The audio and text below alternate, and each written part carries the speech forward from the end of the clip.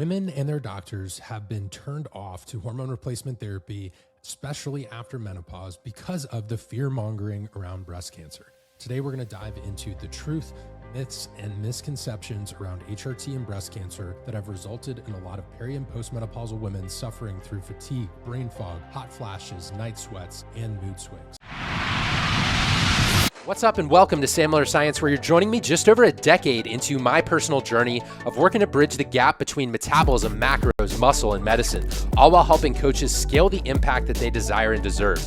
If you are here, thank you so much for listening and for trusting me to help you elevate your coaching game or to lead you in your transformation to realize your true potential. In either case, each week I'll be sharing my methods, models, and message to serve as leverage for your specific goals. Without further ado, let's get on to today's show. Not to mention, many women face longer-term negative health effects in terms of bone density, cardiovascular disease, neurological health, and more. So today, we're going to unpack how you, or if you work with clients, can have the benefits of hormone replacement therapy, mitigation of menopausal symptoms, bone density benefits, reduction in cardiovascular disease, reduction in metabolic disease, and potentially having an easier time in your health and fitness journey while being protected against breast cancer risk rather than raising it. That is the focus of today's episode, because new research indicates that this is a fact with certain types of HRT when administered appropriately. This isn't medical advice, but we'll go over why this controversy existed in the first place, what this new research says, and what this means for you when choosing to go on HRT or to not. And a lot of the same myths and misconceptions do apply to men as well. So if you're interested in learning more about that, I would encourage you to check out some of my men's health content in my podcast and on social media at sammillerscience. So before we dive in completely to today's show, I've done a much more in-depth podcast surrounding the controversies of HRT, and that's important. So if you want to learn about that, scroll back in the feed. We've got years and hundreds of hours of free content and episodes. But in a nutshell, the original study that turned both patients and practitioners off to HRT was known as the Women's Health Initiative Study.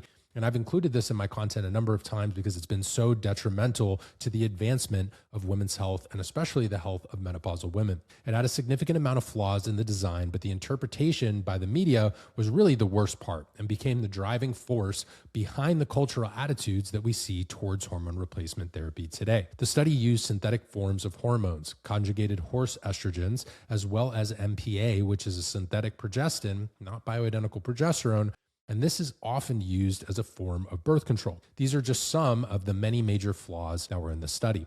Now, the average age of women starting HRT in that study was also 63 years old. And we know that the time that you initiate hormone replacement in relation to your menopausal transition truly matters. Basically, the earlier that you're able to do it, the better. It can be more protective in that sense. Even with all of those design flaws, the interpretation and then the mass media publications were worse. The study reported a 24% increased risk of breast cancer for those taking both hormones, which the media had a complete field day with. But this is a relative increase and not an absolute increase, which is a significant difference in data interpretation. The absolute risk of any given woman to develop breast cancer during her lifetime is around 12 to 13%. And there was a 24% increase from that, bringing the absolute risk up to around 15 to 16%.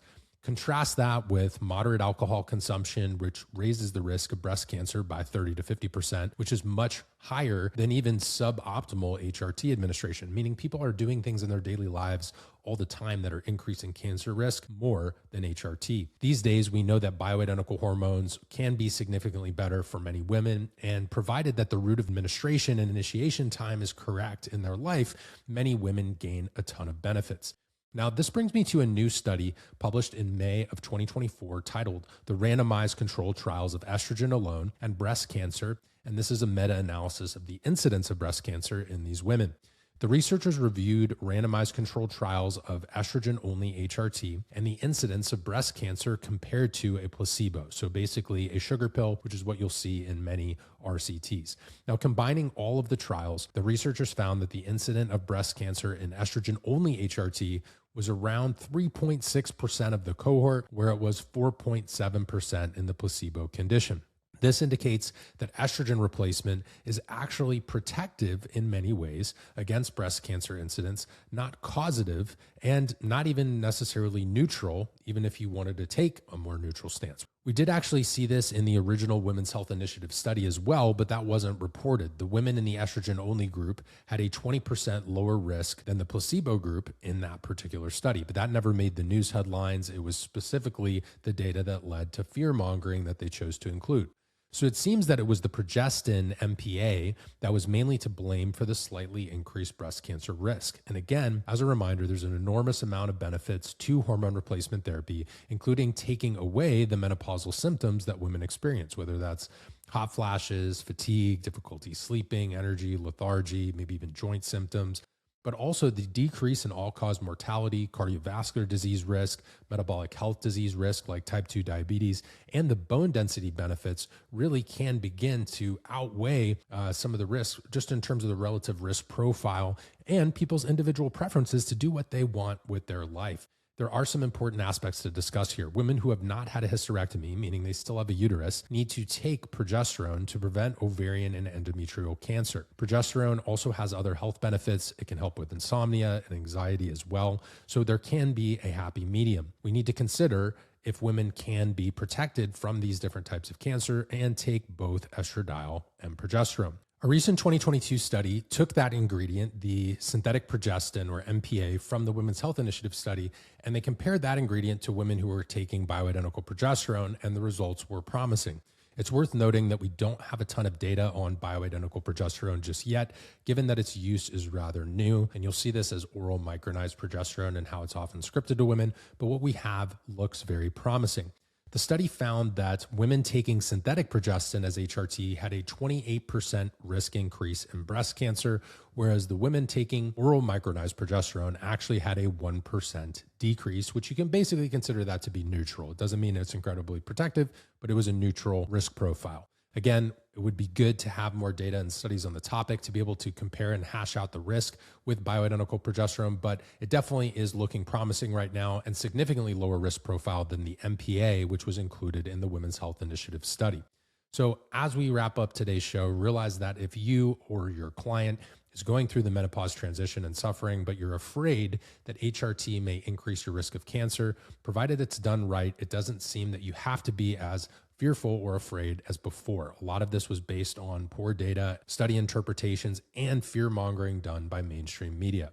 This means starting early in the transition with bioidentical hormones like transdermal estradiol and an oral micronized progesterone can be incredibly beneficial for many women. Now, every woman has individual risk factors for breast cancer, and this is always going to come down to a conversation between each individual and their doctor as to whether it's a good option for them and something they feel comfortable with. But on average, at the population level, without any sort of unique hereditary predispositions, the data is looking very promising and can offer immense benefits in terms of women's health symptom management in the menopausal transition and beyond, especially for women who are looking to optimize bone health, protect cardiovascular risk, and just feel their best on the day-to-day. If you are someone who's passionate about this type of content and you learned something new today or change your perspective, or you think other people would benefit from the content contained in today's show, please share it with someone who'd be interested in learning more. Bring them back to our content and community. Chances are you found the show because someone either shared it with you or their 5-star rating and review helped you find the work that I do here. So if you enjoy it, please be sure to share it with a friend and make sure you're subscribed so you never miss an episode. If you're watching this on video, if you're on YouTube, hit that notification bell and subscribe so you don't miss future videos. If you're someone who's passionate about women's health or men's health and you want to be able to educate your audience around hormones and support your clients with things like their metabolic health and longevity, I would definitely encourage you to check out my Advanced Practice Nutrition Intensive for health and fitness professionals. This is a 3-day workshop that I'll be hosting live, and podcast listeners can register for free by grabbing the link in the show notes. I appreciate you guys joining me today, and I will talk to you in the next show.